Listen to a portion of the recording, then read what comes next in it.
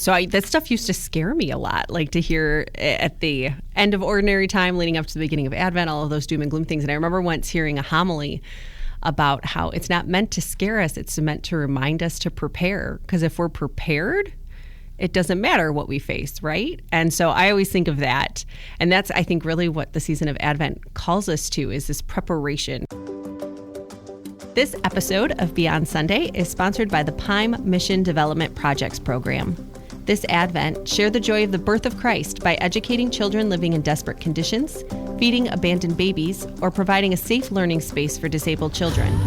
Learn how you can change lives at pimeusa.org/52-projects. Welcome to Beyond Sunday, a podcast for parents like us striving to weave the Sunday experience into the everyday moments of our week. I'm your co-host, Nicole Joyce. And I'm Tara Stenger, your other guest co-host for the day. Grab your champagne, confetti, and noisemakers and join us as we talk, laugh, and reflect on our experiences, raising Catholic families and allowing God to transform our everyday lives. Welcome, Tara. Thanks, Nicole. So, some of you listeners may have noticed that this is not Rocky sitting next to me today. No. Sorry. Rocky is feeling a little under the weather, so Tara has come to visit us for a few episodes, and I hope you will enjoy her time with us because she is also a very experienced, lovely Catholic mom, wife. Why don't you tell us a little bit about yourself, Tara? Well, I get to work with Nicole, and I'm friends with Rocky, so I know them both in real life, so I feel very privileged to be here. I'm married. My husband and I have been married over 13 years, and we have two boys. One is 7 and one is 11, so I call it our Slurpee year of life. And we probably they're going to try to get a lot of Slurpees out of it. I was just going to say, when they hear this, are they going to demand a Slurpee? Oh, yeah. So they try to find a way to get Slurpees anytime they can. So, well, we're so happy to have you here today. We can't wait to hear what your thoughts are about these next few episodes as we approach Christmas time, as we approach Christmas season. Advent is going to be wonderful this year. I can already feel it in my bones. It's going to be a great Advent. So welcome. Thank you. Well, since we are officially starting a new liturgical year this coming Sunday. Happy New Year. Happy New Year. Happy liturgical New Year. And whenever I say that on the first Sunday of Advent, my kids are like, Mom, really? Like, really? But it is, right? It's important. We should be celebrating that's a new year. But I thought it would be a good time to talk about how your family can use 52sundays.com through this liturgical year to be intentional about that whole weaving of the Sunday experience into our week. So like we're getting ready for a new liturgical year. We're getting ready for a new calendar year. 52 Sundays 2024 is in preparation right now. So we just thought this would be a great time to really talk about what are some really great things that are already in 52sundays.com. What are some ways that we can really enter into Advent using the tools that are in there, and maybe some interesting things that you guys are doing at your house too, Tara. It's going to be a whirlwind, but yes, no, I think that's great because I think there's so many tools right on that website that whether you've been using it all along or want to dive in deeper just during the Advent season, that you can personalize it and make it usable for you. And that's what's so great is Advent season is about your personal journey, whether it's you personally or you as a family. And so you can find a way to help you grow looking at what's on there, right? Yes. And I'd just like to point out for our listeners that it's really exciting to have Tara here because she is really, in my opinion, the brain behind 52sundays.com. She is the one who puzzles together all those wonderful fun facts and saints we get to learn about and recipes and little discussion questions after each gospel reading. Like she has such a wonderful gift for seeing how all these things connect. I would not be surprised if she gives us a couple little nuggets that we hadn't thought about before. Well, thank you. It's a team effort, but I do enjoy puzzling it all together, seeing how the different liturgical years help us grow each cycle to cycle. So happy to be here. So do you feel like this Advent is a little more high pressure because it's really only like 3 weeks and 1 day long? It is intense, like that fourth Sunday of Advent being 24 hours from vigil to vigil. It can be very intense, and then it just feels overwhelming because you don't even get that fourth week of Advent to prep for Christmas. You have to be prepped for Christmas on that fourth Sunday of Advent because it starts that night, right? It's so short. It feels like it's not enough time. Right. But I feel like Advent never feels like it's enough time. Like I'm ready for Advent by Christmas Eve at 4:00, and it's like, it's Christmas Eve. And I'm like, no, I'm ready for it to be Advent now. Like I'm ready to just be and rest and hope. And it's like, nope, Now you're going down the hill. It's like sledding. Yes. It's like, I finally made it to the top. Let me just be. And it's like, nope, you're going on down. Right. And then like you blink and all of a sudden your kids are like crashing from sugar. Yeah. And holiday meltdown and or the things so that fast. they've told you all along they wanted, and then Christmas Eve they're like, but this is the thing I really wanted that you've never heard them mention once in their life. I don't even know what that is. What is that? No, you don't want that. or it's like a thing that's like $1,000. Yeah. And it's like, I don't know. That's not even reasonable. Right. Oh, so true. All right. Well, the first thing we have kind of on we always have three things. Okay. It's like the Trinity of ideas. I love maybe. it. I don't know. But the first thing we have on here is this gospel passage from this coming Sunday about staying awake, about watchfulness, and how do we do this in a way that doesn't sound like total doom and gloom? Like, how do we kind of make this a theme that we weave through the week? How do we talk to our kids about it? What are your thoughts on that? I love it. That stuff used to scare me a lot, like to hear at the end of ordinary time leading up to the beginning of Advent, all of those doom and gloom things. And I remember once hearing a homily about how it's not meant to scare us, it's meant to remind us to prepare. Because if we're prepared, it doesn't matter what we face, right? And so I always think of that. And that's, I think, really what the season of Advent calls us to, is this preparation not only for the celebration of Christmas, but preparing our hearts for Christ, preparing for Christ coming. It's just that time. And so it's these opportunities to kind of build those habits of preparation. Like, are we building that chance to pray? Are we building those opportunities to spend time intentionally as a family? And so for me, it becomes not from the doom and gloom of going through the motions, but like finding those opportunities, especially in like that first week of Advent. We already have a holy day pop up with the Immaculate Conception. And so it's like, yay, we get this opportunity to practice again. We get this opportunity to try, and making those kind of things special is a real chance. And it becomes kind of our attitude as parents, and that can be tough in the day-to-day life of going on, as well as adding holidays on top of it. But it's that opportunity to say, what is the attitude I'm showing my kids, my spouse? What is the attitude I'm going to God with? Am I taking him my problems, or am I acting like I have to take care of it all myself? All of those different things. Like, I have to take care of all the gift wrapping. I don't. I just need to ask for help, Yes. It's finding those opportunities. I really like how you said that, because we've definitely talked about that here before, about how sometimes behavior precedes belief, and sometimes the other way around. Yeah. And I like the idea of really being intentional about making sure those two things are very closely interconnected, even in a really short Advent, right? Like, it's challenging to fit all that stuff in there, but if we do it with intentionality and we do it in like joy, like joyful anticipation, it can be a really exciting thing for everybody, and it can be the thing that kind of holds us together in those stressful moments of preparing for Christmas. Right. And I think a lot of times, like, we assume joy is going to be the byproduct as opposed to joy being the outlook. Yes. And so even when things are going crazy, when you burn the cookies, when everything on the Christmas tree falls down because the cat jumps on it, whatever it might be, you can still find joy in those moments. And a lot of times, I don't know about you, but my kids, sometimes those things that I thought were a disaster are sometimes their best core memories, that they they find so much joy in it. Yeah. So. And then it becomes like a tradition. Then they want to like repeat the disaster. I have a friend who tells a story one year, for whatever reason, family situation, whatever, like the way Christmas happened wasn't the nice wrapped under the tree and everything. Everything got thrown in bags and all this other stuff. And she's like, and I thought it was just a disaster. And she goes, and my kids tell all their friends about it and act like, we want bad Christmas again. We want this again. Because it just made such a fun memory, because it was something special. But they didn't understand it was circumstantial. Yeah. But it made it such a core memory for them that they started requesting it.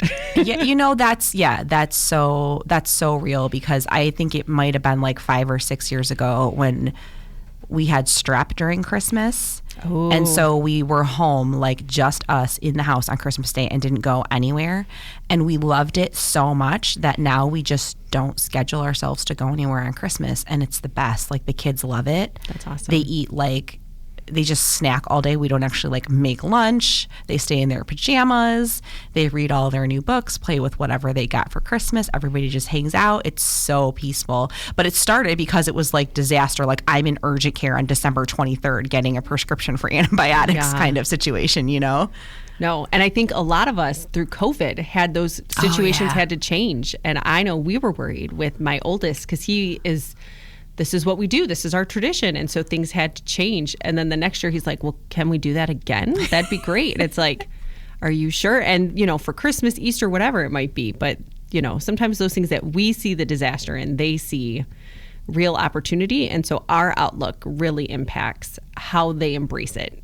And so they can see it as the worst thing ever or an opportunity for great things. I love that you said that joy is not the byproduct. It's the outlook. That is just such a helpful way to enter into the season, because it is going to be stressful, right? But if we come into it with a joyful outlook, that can change everything about the way we interact and the behaviors and the traditions that we try to put in place. That's just awesome.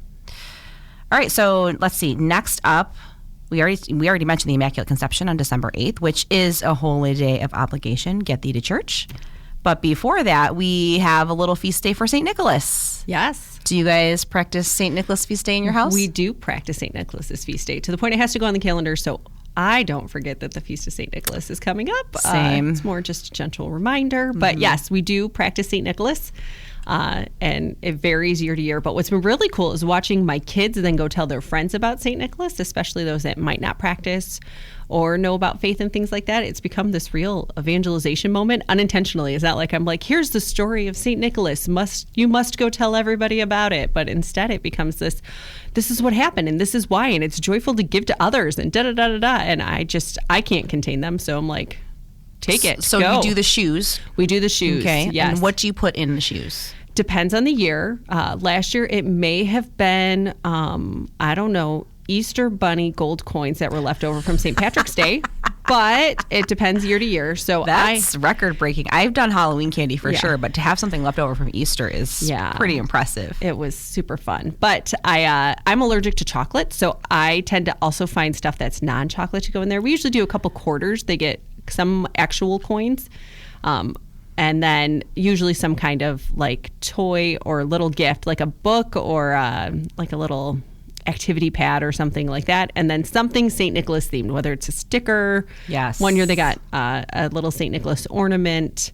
Sometimes they get the gift also might be socks. We usually do some kind of crazy like slipper socks. Yeah. We've done slipper socks. We've done all those kind of different things. And then they still have those and grow into them. I tend to buy my kids bigger sizes so they can keep wearing them as they grow. Definitely. And then my son always wears his St. Nicholas socks on St. Nicholas Day because there's no better day, right? Of course. I love St. Nicholas Day. I think it's such a fun way to tie in the holiday season with our traditions. And now that my kids are bigger, one of the things that we really love to do is talk about his story and talk about how he's such a wonderful model of Christ's love and of sacrifice. And my kids definitely love to tell the story about how in tradition he punched Arius for making heresy about denying the divinity of Jesus. And so there's a little bit of that. We like to joke about punching a heretic on the Feast of St. Nicholas. But for the most part, it's still candy in the shoes. And it's definitely tying it to the tradition of Christmas and Santa Claus. And it's just such a fun way to really, again, have joy be the outlook. And it's also a great way, I find, to introduce your kids to the communion of saints. Like, there's some stories that might not always make the most sense to them or they can't connect with, but the idea of giving gifts to others to help take care of them makes total sense. So, like, I know my oldest, he's going to start preparing for confirmation in the coming years. And he's like, well, maybe St. Nicholas would be my saint. I'm like, well, maybe not. But he's already feeling this connection to a saint that we can then start the conversation about meeting the rest of the communion of saints. It just becomes this natural way that makes sense to them to start talking about some of the saints. 100%. And like that spirit of St. Nicholas is so beautiful because it really just connects the idea of gift giving through the whole liturgical year, especially in Advent, obviously, but like through the whole liturgical year, you can always kind of echo back to that experience of him being willing to give a gift and even gift of self. And it's just, I really appreciate that. And I think even in like secular language, we can talk about like everybody wanting to be an elf for Santa or everybody wanting to be a Santa. Needs. Yeah. Like we can see needs for others and we can help answer those, right? Mm-hmm. God has given us these gifts that we can help answer those, Yeah. And I think that kind of ties into another thing that we can try to do during Advent, if you haven't considered it yet. Some people like to call it like a mini Lent.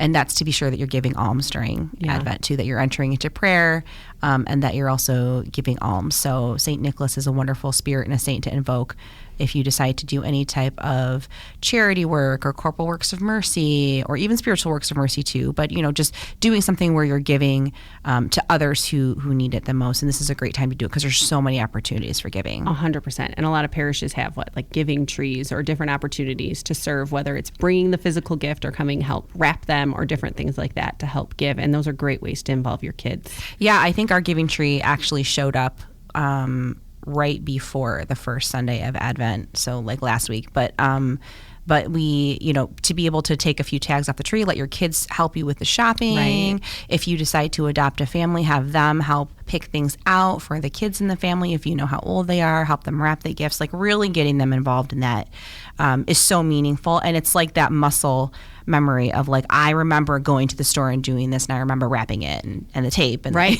Right. And then it becomes that habit, right? It prepares us that this is what we do. We are charitable people. We try to give. And even if it's just taking cookies to the neighbor next door, it's something that we do, and we make time and energy to do it, right? We put in that effort. So yes, I'd just like to make a side note that if you haven't already, today is the day where you should go buy Scotch tape in bulk quantities. Yes. Especially if you're going to let your kids be the ones to wrap the gifts, because all your tape will disappear. Or me. I'm not the best wrapper. I might be the person in charge of wrapping, but I am not the best wrapper. We have a video from when I was a kid and my mom had to unwrap and wrap. I took like way too much paper to wrap a magnet. So I also need the Scotch tape, Nicole. Oh, so much tape. It's just, it's so much tape. And also, why do all the scissors disappear? They do. And right? it's like, then you find them in February. It's like, where were these 8 pairs of scissors, 2 months ago? But yeah. Yes. That's also a great St. Nicholas gift. Buy yourself a pair of scissors. Yeah, that is a great St. Maybe I should put Scotch tape in their shoes. Yeah. Hint, hint, wrap me a gift. So, or like, here, stop stealing my tape. This one is yours. Yes. Oh my gosh. With a label maker, like put their names on it. That'd be amazing. So, I mean, I've definitely put Post-it notes and like pens and stuff in their stockings before, so I feel like this is still a reasonable St. Nicholas gift. And you can get them the large weighted paper, like tape dispensers. They have fun designs and such like that. Like somebody could have a platypus or a race car, stuff like that. You guys, I might actually do this. I might give my kids tape dispensers for St. Nicholas Day. That's amazing. This might be a thing. It's going to happen. I may have to shop with you, so we'll see what's going on. It's going to be a thing. How about your kids? Amazing. Anything fun with their shoes? We always put some candy in there, maybe leftover Halloween candy. If I can find gold coins, I do that too. But we have 2 kids with a nut allergy, so we got to be careful about which ones we put in there. Understood. But then always some kind of little toy, or a book or something just exciting. And I do try to make it St. Nicholas themed. And last year I found candies at Aldi. They were like little chocolates that were supposed to look like Santa's, but for some reason the hat was shaped almost like a bishop hat. Oh, wow. And I was like, yes, these are perfect. So sometimes you find those little treasures in places you don't expect. They find you. Yeah. It's true. It's true. So it worked out really well. But yes, they still get a kick out of it even now, and they definitely do go to school and tell everybody about what was in their shoe. And I'm surprised at how many families around who maybe aren't even practicing their faith still celebrate this tradition, which I think just gives us such a wonderful opportunity to continue to pray for them, to ask St. Nicholas to continue to pray for them too and bring them back to the church. So that's a great point. Cool. Yes. Well, Advent, like we mentioned earlier, does start this new liturgical year. So one of the things we've talked about before is New Year's resolutions. It's never too early to get started on that. Maybe we talk about an Advent or a liturgical year resolution. Do you have any liturgical New Year resolutions? Ooh. Is it fun that I want to set resolutions for other people, but maybe not my own? I don't think that's how it's supposed to work. That just means you're a mom. That's what moms do. So I think for our family, it's for sure trying to find opportunities to pray together more in different styles. My kids each have different prayer styles that really speak to them. And so just trying to make sure we add some variety to our prayer life, that we can make sure they have those opportunities, or that we're exposing them to different opportunities. Like my husband and I both love adoration, but that isn't always great for wiggly little kids, but we can try it in small bites. And so taking them to that. But my oldest loves praise and worship music. It really just helps him connect to the Lord and enter into prayer. He finds he sings those, those kind of songs when he's having difficult times and such. So making sure we sprinkle in some songs and things like that. He loves O Come, O Come Emmanuel, so that is a big favorite in the Advent season. That's a great song for Advent. And then my youngest is he's artistic, so he loves beauty and images and things like that. So finding, visiting maybe adoration at a church that has a lot of imagery or things like that. Now, this is all the wish list. I shouldn't say it's the resolution. The resolution is just try to be more intentional. That's a much more. But these realistic. Are ideas on how it could happen. The intentionality is, just trying to find the time. I have my husband's in school as well as working, so it's just time is a commodity, and especially in this season when all the parties are popping up and family celebrations, or people are in from out of town, and you want to make sure you take advantage of that. But it's figuring out what that looks like. So how about you? Yeah, we mentioned that I think it was last episode actually, about being really intentional and putting time on the calendar even to really kind of follow through with whatever it is that you want to try to commit to during Advent. So I mentioned this way at the beginning of the year, but last Advent, my family and I decided that we were going to go to adoration every Tuesday in Advent. Beautiful. And so this year it's much shorter. Yeah. So we're actually going to, we started early. We started a little bit early. So we go every Tuesday. We have a holy hour at our home parish, and we stay for the whole hour. That's awesome. We are not silent the whole time. No. They are not not wiggly. They definitely still are. They're supposed to come as they are, right? Exactly. So we come and we do our best, and we focus, and everybody brings, a Bible or a book about the saints, or we have this really cute little coloring book from Catholic Sprouts called Adoring Jesus with the Saints, and they color in there. Sometimes they just write little notes. But their favorite part, at least for the boys, is at benediction. Father will have one of them come up and ring the bells at benediction. And it's that nice just makes it so real. Right. They're part of it. They're participating in a really active way, and they've learned all the songs. They can sing Tantum Ergo in Latin, which I think is very cool. So we're going to do that again this year. I already made sure that we have that on the calendar. We're all going to commit to it. And again, we just go as we are. We don't dress up. Maybe sometimes one kid has pajama pants on. Maybe sometimes we don't make it the whole hour. No, but you're doing what you can. Exactly. Right? I remember taking, our parish was doing a holy hour one time with praise and worship music, and just this real opportunity for young people. And so I took my then 2-year-old just to go to be supportive. We're going to go for a little bit, and we made it maybe 7 minutes, and I'm pretty sure a bathroom break was part of that. But in it, he sat there and, he was just watching everybody, but he's making noise. He's walking up and down the pew, but he wanted to be there. And as we were leaving, I'm like, all right, we're going to leave. Let's say bye to Jesus. Just thinking we're going to bless ourselves. And he's like, bye, Jesus. And walks out. And it's just this precious moment that it's I could get mad that he wasn't behaving to what my expectations were in adoration. Or I could say, hey, I really want him to build a relationship with Jesus. And that's how you would talk to a friend, right? You would say hi and bye when you go to leave. Not like in the movies where they don't say bye and just hang up the phone. We literally say hi and bye to one another.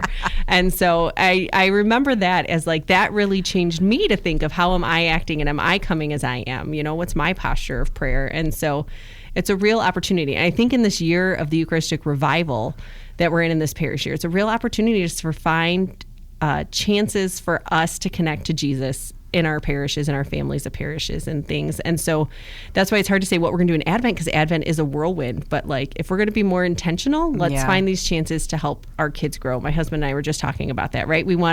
It's not always that we want to do all the things that they want to do, but we want to be intentional in finding those opportunities. If this is going to help them grow in relationship with God, then we want to make sure they have those opportunities to do it.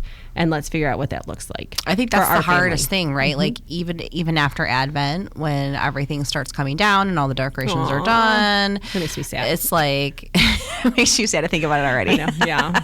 But I think that's the hardest thing is continuing to kind of weave that in when you feel like you're so tired. And it's just been such a marathon to get to the finish line. But yeah, come as you are. And that kind of just leads us into our challenge for you this coming week. And that's to think together, maybe as a whole family, maybe you and your spouse first, and then bring your kids into the conversation. But how is it that Jesus is calling your family to be more watchful, to be entering into this from a position of joy, from an outlook of joy, as we enter into this new liturgical year, as we enter into Advent? And one of the things I definitely want to encourage you to do, if you're not already doing it, I'm sure some of you are, is to really think about using 52 Sundays with intention. Maybe just one piece of it once a week. Maybe it's a different piece every week, but just figuring out one way to take a little bit of time and say the family prayer or read about the saint or read the gospel together. Right. And take it beyond Sunday. So maybe we do this on Sunday, but on Wednesday this week, we're going to make sure we say that family prayer together again, or we'll try the recipe and share it with a neighbor, right? That could be our little acts of mercy that we do. Absolutely.